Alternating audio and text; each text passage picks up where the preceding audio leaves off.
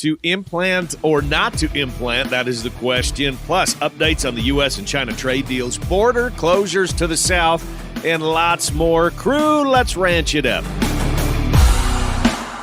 Good day, everyone, and thanks for riding with us on this all-new episode of the Ranch It Up Radio Show. I'm Jeff Tigger Earhart. And I'm Rebecca Warner, a.k.a. Beck. Cow country news. You know, the cow stuff. In a significant development for U.S. agriculture, the ongoing U.S.-China trade war eased this week following a 90-day tariff reduction agreement. The deal brings temporary relief to U.S. meat exporters who have faced steep trade barriers in the Chinese market. Under the agreement, U.S. tariffs on Chinese goods will drop from 145% to 30%, while China's tariffs on U.S. products, including meat, will fall from 125% to 10%. The reductions officially took effect on Wednesday, May 14th, signaling progress as both nations continue trade negotiations. China, the world's largest beef importer, remains a critical market for U.S. meat. In 2024 alone, U.S. exports to China included nearly $1.6 billion in beef, $1.1 billion in pork, and $490 million in poultry meat and products. This temporary tariff relief offers a much-needed boost to American meat producers and exporters while long-term trade talks continue. Next, the U.S. Department of Agriculture, USDA, has once again closed the southern border to live cattle, horses, and bison imports due to the ongoing detection and rapid spread of New World Screwworm, or NWS, in southern Mexico. This latest decision follows continued reports of the parasite advancing further north than previously observed, up to 700 miles from the U.S. border. U.S. Secretary of Agriculture, Brooke Rollins, announced the immediate suspension of livestock imports through U.S. ports of entry along the southern border. This action comes after the border had temporarily reopened in early February following enhanced inspections and biosecurity protocols. The border was initially closed in November of the previous year due to similar concerns. The New World Screwworm poses a significant threat to livestock health and U.S. agriculture. Though eradicated from the United States in 1966, NWS has reemerged in remote areas of southern Mexico, including on farms with limited cattle movement. The pest's resurgence is being treated with high urgency by U.S. and Mexican officials. To combat the spread, USDA APHIS, Animal and Plant Health Inspection Service, is working closely with Mexican authorities to increase the release of sterile screwworm flies, the primary method for controlling the pest. This sterile fly technique had successfully helped maintain a barrier zone in southern Mexico and later extended into Panama, serving as a buffer for decades. However, over the past 2 years, the screwworm has advanced through Central America and back into Mexico, creating an escalating threat to U.S. livestock industries. USDA APHIS and Mexican counterparts will continue aggressive surveillance, monitoring, and mitigation efforts to stop the spread. The border will remain closed until USDA determines that the risk has been sufficiently mitigated and disease metrics improve. The decision to suspend cattle imports from Mexico has led to a downward revision in projected U.S. beef production for 2025 and 2026. According to the agency's latest WASDE report, World Agricultural Supply and Demand Estimates. The report cites tighter cattle supplies and reduced slaughter volumes tied to the import halt as key drivers behind the lower forecasts. Beef exports are also forecast lower as limited domestic supplies are expected to reduce U.S. competitiveness abroad. Coming up after the break, to implant or not to implant? That is the question. Keep your hands off that dial. The Ranch It Up Radio Show will be right back. Attention cattle producers. Boost your herd's trace mineral status with Axiota Animal Health's Multi-Min 9D. This injectable solution delivers essential trace minerals known to support cattle health and reproduction. Don't settle for less when it comes to your herd health. Trust Axiota Animal Health to keep your cattle in prime condition. Visit your local supplier or veterinarian to learn more about Multi-Min 90. Multi-Min 90, because healthy cattle mean a healthy bottom line. LivestockMarket.com offers all the tools you need for a successful production sale. The easy-to-use online platform makes it super easy to take bids from anywhere in the world. Buyers can place pre-bids and real-time bids, browse your sales catalog, and watch your sale broadcast live. LivestockMarket.com is also the ideal platform for private treaty sales and timed online-only auctions. There's no easier way to find buyers for cattle, horses, sheep, and hay. Sell on your terms today with LivestockMarket.com. Get ready for the Western experience of a lifetime. The world-famous Miles City Buck and Horse Sale is back and better than ever. Join us May 15th through the 18th in Miles City, Montana. From the finest bucking stock to electrifying horse racing, this event has it all. Don't miss out on the Pendleton Whiskey Kickoff Concert featuring Gary Allen and special guest Tiger Lily Gold. Mark your calendars and saddle up for the world-famous Miles City Buck and Horse Sale, where the spirit of the West comes alive. Get your tickets at buckinghorsesale.com. Cattle Battle. Welcome back to the Ranch It Up Radio Show, the most information packed into a 30-minute program that you can find. It's your all things ranching newscast, and so glad to be hanging out with you all. Questions, comments, concerns, criticisms, rants, it doesn't matter. You can text or call. That phone number is 707-RANCH-20. That's 707-726-2420. Our email, ranchitupshow@gmail.com, and prowling around social media at Ranch It Up Show. Well, breeding season is in full swing, so I have this question. Are you implanting your calves? If you aren't and you want to enroll those calves in an NHTC all-natural program, are you getting those calves enrolled before they leave the ranch come fall? So today, let's talk the ins and outs of implants, costs, benefits, advantages, disadvantages, etc. Dr. Brandon Nuttleman is a beef cattle technical services manager for Merck Animal Health. Brandon, thanks for coming on the program today. Are implants being used more today than in years back? Let's just start there. The incentive to use implants is definitely increased because implants continue to give us more and more body weight. And obviously, as prices increase, the value of that implant continues to increase.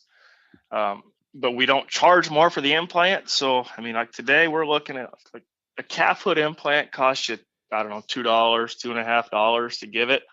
And it's going to give you back $75. I mean, so the incentive, the ROI is just increased dramatically the last 20, 30 years because of the increase in prices. I mean, cattle still grow the same way that they do, that they always have, and the implants still work the same way, but just the value of the extra pounds we get is substantially greater. And so people should really be looking into it more today than they were 10 years ago because of the prices. But it doesn't seem like they are because they're kind of stuck in their routine, I would say. So when you say stuck in their routine, is it more of the guys that are looking at trying to put the stamp on those calves as all natural? NHTC? Yep. So that's a great, and right now, I guess I'm thinking more in the cow-calf sector. Is that kind of where you're thinking as well? Yep, feeder calf Okay. side. Yeah, I'm talking feeder calves. Yep. And I think there's a big misunderstanding with what people think they're eligible for, what producers think that they're eligible for as far as premiums go. And so if we take whichever database you want to take of livestock sales, of calves coming off the cow or weaned calves going through the barn or the online auctions, Superior Livestock, we pay for that data and we summarize that data on an annual basis. And we've done that for 10, 15 years now. And so if you compare the price paid for an implanted calf compared to a non-implanted calf, there's absolutely no difference. There never has been a difference. Now, we're talking about conventional cattle, a 6-weight steer that was implanted versus a 6-weight steer that was not implanted. Now, if we start talking about program cattle, like all naturals or some NHTC program, there are premiums for those types of cattle. But I think where people really get confused or maybe drop the ball is that every one of those programs that I am aware of, those cattle have to have the paperwork in place before the calves leave the ranch. Otherwise, they're not even eligible to go into those programs when the next guy buys them. And so just because they raise those calves all natural, meet all of the standards, if they don't have the paperwork that goes with the calves, they're not even eligible for those premiums. And so people that check the box at the implant, or I'm sorry, at the sale barn and say my calves are not implanted. Well, just because they're not implanted doesn't mean that they're eligible for an NHGC program. So more than likely, they're not even getting a premium for them. And so, just to kind of finish that thought, if I can, if people are going to choose not to implant their calves before they sell them, they need to make sure that they have all the paperwork in place so they're eligible for a premium program. And that's kind of where I was going to ask you that was in a lot of these programs, and you know that I am a big believer in having these value add programs. You know that. You've known me for a while. You've heard everything that I've been talking about. I am a big believer in having options that fit your program and having these other value add potential programs where, and I think I said the key word potential there because it's perceived value, right? Where we're Absolutely. hoping that by doing certain management practices, that kind of goes down the line and we are rewarded back for doing certain different practices. So really, when it comes to just the conversation of to implant or not implant in regards to a value-added program, you hit the nail on the head there where a person needs to dive just a tick deeper to make sure that if that's what you want to do and that's what fits your outfit, I know, Doc, you're going to say, great, go down that road and capture as much dollars as you can that fits for you, but make darn sure that you have everything in place before you start marketing those calves, because it isn't like you said, you go to the sale barn and you take a little check, or you have a country buyer and you say this is what it is, and they start peeling out $100 bills. Yes, absolutely. I believe in implants as a technology. I think they're extremely beneficial for the industry, for the environment, for the consumers, because it gives us high quality beef at a cheaper price. But there are programs out there that reward people for not using them. And I think when I am giving talks to producers or I'm at their ranch and we're having this conversation, where I'm representing implants with the company that I work for, I probably spend more time talking to them about the non-implant programs. Right. Okay. Right. That's what happens. If you want to do this, let's make sure you're going to do it correctly. I mean, ultimately, my goal within my position at Merck Animal Health is to help the producer have all the information that they need so they can make the choice to make the best decision for their operation. And that's going to be different at every operation out there. So your recommendation on implanting those stockers that are just going to grass, yay or nay? Absolutely. With today, the products that we have today, to me, it's really hard for a producer to make that decision not to implant those stockers going to grass. I mean, they're going to give us consistently a 10 to 15% improvement in daily gain. And so what I mean by that is if you're say you're in some rough country and cattle are only gaining 1 pound a day, which hopefully they don't ever do that. But if you implant those cattle that were gaining 1 pound a day, they're going to gain 1.15 a day. So 15% more. But say you're down in the Flint Hills and those cattle can gain 3 pounds naturally, and you implant them, they're going to gain 3.45. So you're going to get 0.45, almost half a pound more per day with that implant. So it's always about that percent response. And so I like to bring that up because the amount of weight that can be captured in that short amount of time when those cattle are out grazing is substantial and can really help with the bottom line and the profitability of that stocker operation. But it's also important where, especially like in a year like this where areas are getting dry, might not have the grass out there, the groceries. It's not like these implants are designed to wreck these cattle if they don't have enough nutrients. They're designed to benefit the animal and the environment that they're in. Now, if you go and take a feedlot implant, put it in a stocker animal, you might have some negative effects. But if you're using the implants that are approved for those animals in that specific sector of the industry, like make sure you use the cow-calf implant if you're going to brand or implant at branding time. Make sure you use an approved stocker implant when you're going to grass. And then once they get to the feedlot, use a feedlot implant. And so these implants are designed specifically for that animal at that specific stage of the production that they're in. Doc, have you got any documentation? Because at the beginning of this conversation, we were saying of what the cost of $2 to $2.50 a head versus the potential gain that you can get. Let's take that conservative number. If we take that even down to, let's say, like $70 or $65 of potential premium of being captured for those calves just based on performance of weight is what I'm talking. And we compare that to the exact same situation in an all-natural program, not bashing those, just comparing numbers to numbers. Math is universal and doesn't lie. Do you know what some of those potential premiums are on a per pound or per hundredweight basis on an NHTC? The data that I would go to would be like the superior livestock data that we summarized. And so that premium on those calves is $3.56 per hundredweight.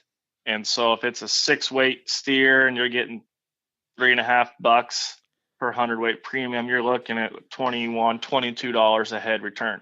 So yes, there is a premium there. But then if you contrast that to the 20 pounds, conservative number of 20 pounds extra weaning weight you would get with an implant, you take $20 times, I don't know, whatever high number you want to pick in today's market. Right. The key is whatever high number, right? Yep.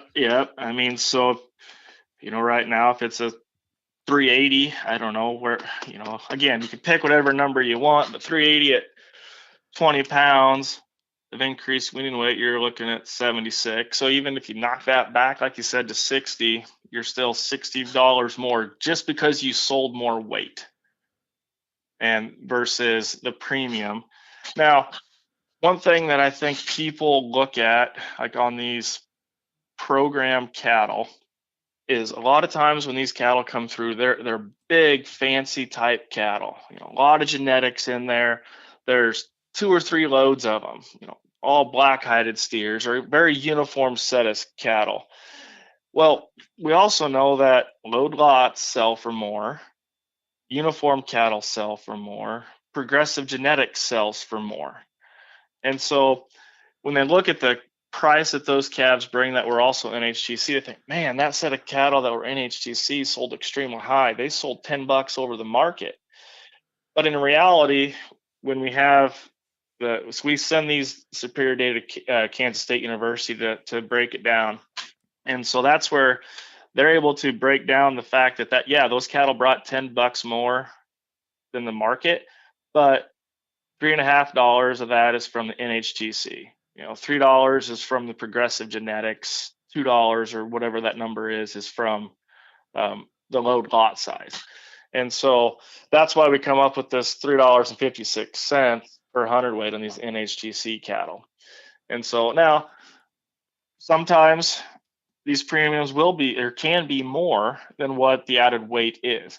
But again, that's where, like with my job, I just try to provide the information to the rancher so they can do the math and they can make the calculations in the market environment that they're in. And some people might have better contracts with a certain program. Mm-hmm. And so again, I don't ever ask for those individual producers' programs, right? And I just make sure they have the weight information so they can do the math on their own, and we walk through it, right? But if they have a special contract with somebody, they might be getting more than $3.50 a hundredweight premium. I don't know. So that's just the math that the producers have to do when making decisions to determine which one will generate more revenue. Dr. Brandon Nuttleman with Merck Animal Health, thanks for coming on the program with us. Lots more discussion we can have on implants, and you can fire your questions my direction, and I will pass them along to Brandon, and we can keep this conversation going. Email me at ranchitupshow@gmail.com. Call or text 707-RANCH-20, 707-726-2420. Time for a break. When we come back, we head to the numbers, recapping the markets. Stay with us. Crew, you're listening to the Ranch It Up Radio Show. Should I sell heifers or keep some as replacements? That is a tough question looking at the prices that these feeder heifers are bringing. Consider upgrading your cow herd, all while providing that extra shot of heterosis. Look no further than Gelbey and Balancer Genetics. Discover the cow power with Gelbey and Balancer. Gelbey and Balancer. Smart, reliable, profitable. Gelbey.org. Are you looking for the best way to raise healthy, productive beef? Look no further than Westway Feed Products. Westway's liquid supplements support increased forage utilization, efficiency, convenience, and sustainability. With Westway Feed's scientifically formulated liquid feed, your cattle will gain weight faster and stay healthier, ensuring you get the best return on your investment. Visit westwayfeed.com or call 800-800-7517 to learn more. Westway Feed Products, raising the bar in beef production one supplement at a time. Get ready for the thrill of a lifetime. The world-famous Miles City Bucking Horse Sale is back, featuring one of the largest one-day match bronc riding events. Join us Sunday, May 18th at the fairgrounds for a PRCA-sanctioned spectacle where over 30 elite bronc riders compete for a massive $50,000 purse. Plus, add to the excitement with pari-mutuel wagering. Visit buckinghorsesale.com for full schedule and tickets. The world-famous Miles City Bucking Horse Sale, where the spirit of the West comes alive.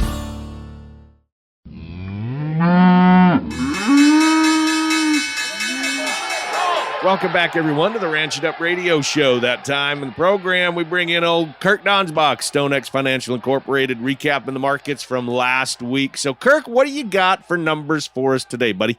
Well, good morning, Tigger, and all your listeners out there. As of Friday, May 9th, May feeder futures closed at 298.15. That's up 327.5 on the week, with the CME feeder index up 24 cents at 296.14. That's a little bit misleading because the daily index on Thursday was 307.53. The index at 296.14 left a basis versus May futures at a negative 201. June live cattle futures closed at 214.65. That's up 322.5 on the week, with cash trading 218 to 220 in the south and 225 to 228 in the north. That left the 5-area weighted average up 369 at 224.49. And the basis versus June futures at a positive $9.84. That's a very wide basis, even for May. May typically runs at about plus 5. Choice boxes closed up 307 at 345.97, with a weekly slaughter of 559,000 head. That's even with last week, and 57,000 head below the same week last year.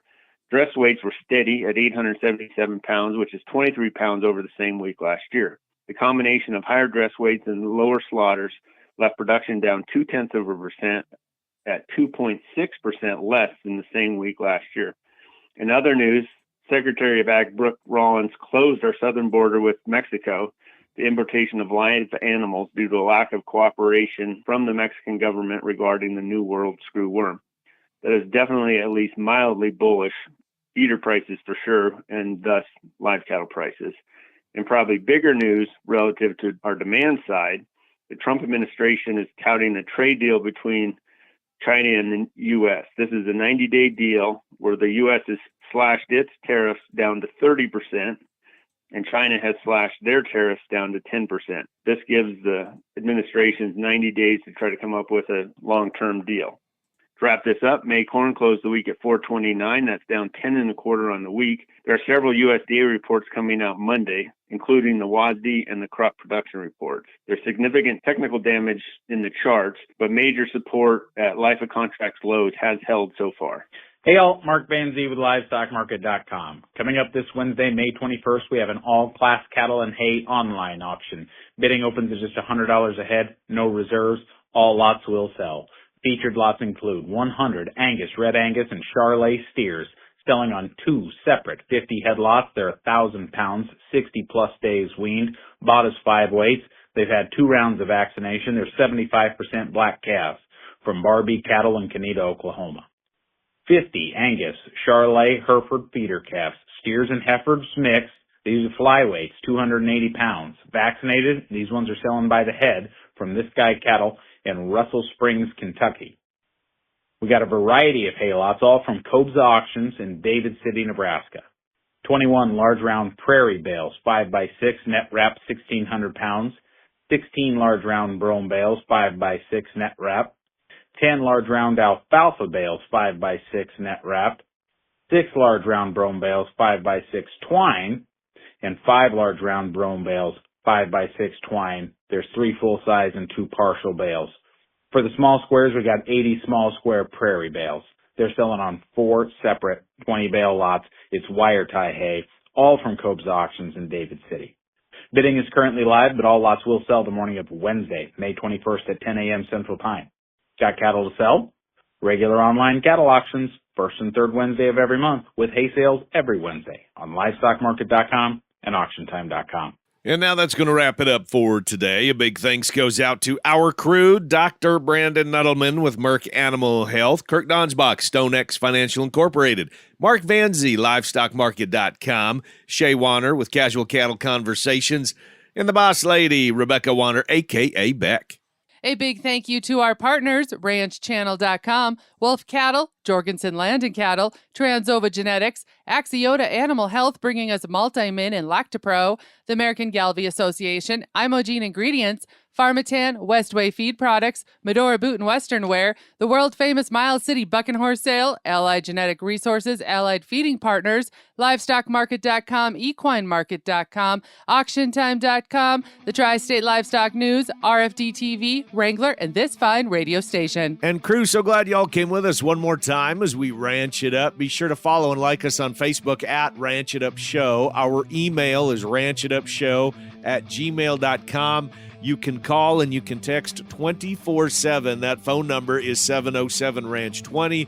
That's 707-726-2420. Spread the good word and join us again next week where it's always Tigger and Beck approved. Stay ranchy and ranch it up.